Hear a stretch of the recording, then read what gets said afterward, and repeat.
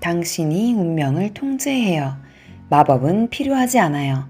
메리다와 마법의 숲. 안녕하세요. 글비소리입니다. 저는 어릴 때부터 정리를 썩 좋아하지 않았습니다. 지금 생각해보니 물건을 정리해야 한다는 개념 자체가 없었던 것 같아요. 정리는 고사하고 내 방 청소도 스스로 하지 않았답니다. 그나마 학교에서 청소를 열심히 했던 이유는 안 하면 선생님한테 혼날까봐 무서웠기 때문이었죠. 저의 천성은 게으름에 더 가까워 보입니다. 3살 버릇 80까지 간다는 말은 그냥 생긴 게 아니에요. 어릴 때 배우지 못한 정리, 청소 습관이 세월이 흘러 어른이 된다고 저절로 만들어질 리는 없겠죠. 다행히 어릴 때부터 사고 싶은 물건을 마음껏 살 수 없었기에 제가 소유한 물건 자체는 그다지 많지 않았어요.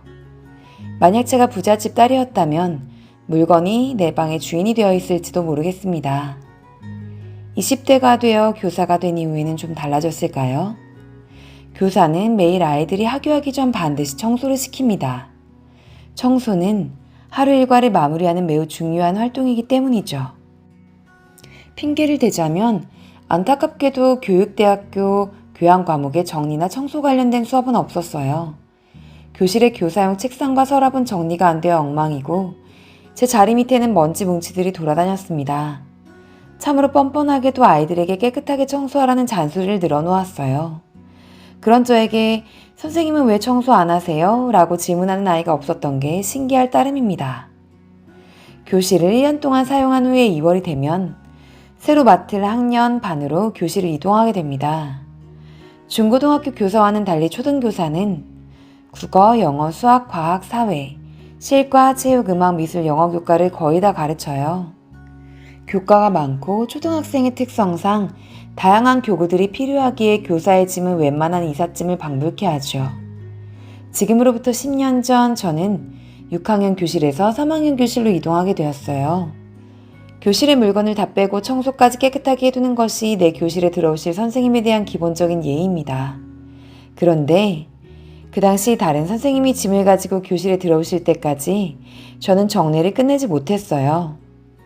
그 선생님은 저의 교사용 책상 안에 물건들이 가득 쌓여있는 걸 보고 한숨을 크게 쉬었죠. 결국 한참을 같이 정리하고 버리고 청소했는데 그때를 생각하면 지금도 미안하고 부끄러워 낯이 뜨거워집니다. 미니멀 라이프를 추구하는 현재의 저는 정리에 대한 개념조차 없었던 과거의 저와 180도 달라졌어요. 미니멀 라이프에 대해 소개합니다.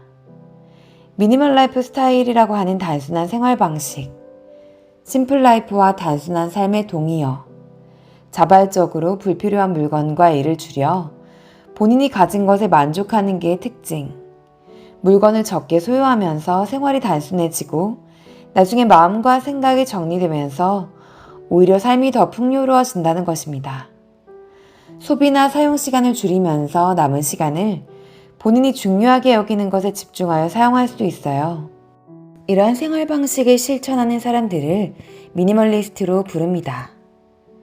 미니멀 라이프라는 생활 방식을 알기 전에도 저의 아이디는 줄곧 심플 라이프였어요. 표현은 달랐지만 내면 어딘가에 이미 단순한 삶을 살고 싶은 바람이 자리하고 있었던 것 같아요. 천성이 게을렀던 제가 미니멀 라이프에 꽂혀 지금까지도 상당한 물건을 버리고 나누고 정리하게 된 계기는 남동생 방에 꽂혀 있던 잡동사니로부터의 자유라는 책이었어요. 우연히 꺼내든 한 권의 책은 저의 인생을 송두리째 바꾸어 놓기 시작했어요. 인생에서 원하는 모든 것을 소유한 지금, 당신은 당신이 기르는 강아지보다 더 행복할까? 이것은 그 책에 나오는 문구입니다. 서두에서도 말했지만 애초에 원하는 모든 것을 소유해 본 적은 없어요. 그러나 소유가 주는 기쁨과 만족이 생각보다 그리 오래가지 않는다는 사실은 경험적으로 알고 있었습니다. 인간은 자신이 갖지 못한 것을 갈망하지만 막상 그것을 소유하게 되면 그 상태에 곧 적응해버려서 얼마 되지 않아 소유의 감격은 쉽사리 사라져버립니다. 또다시 내가 갖지 못한 것을 동경하고 갈망하며 이 사이클은 계속 반복되죠.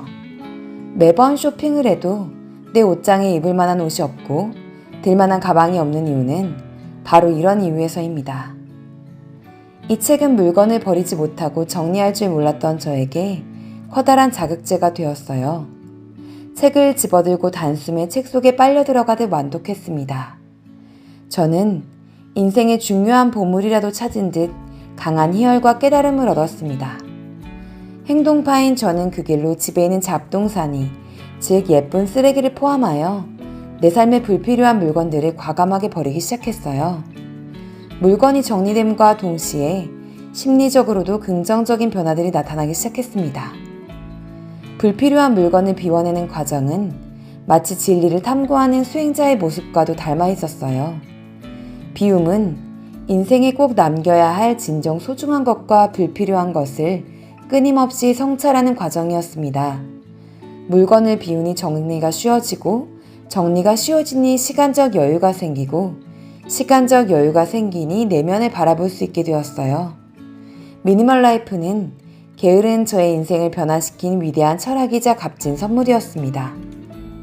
비움의 미학을 몸소 체험한 저는 지금까지도 비움과 나눔, 정리정돈이 주는 안정감과 수많은 긍정적인 변화를 자각하며 활기차게 살아갑니다. 저의 변화는 교실에서도 여실히 드러났어요. 이제는 아이들에게 청소하라는 잔소리를 하기 전에 먼저 저의 자리부터 항상 깔끔하게 유지하려고 노력합니다. 아이들은 제가 버리고 정리하고 먼지를 닦는 행동을 보며 서랍과 사물함을 정리합니다. 100마디 말보다 한 번에 본을 보이는 행동이 훨씬 강력한 힘이 있음을 깨닫습니다.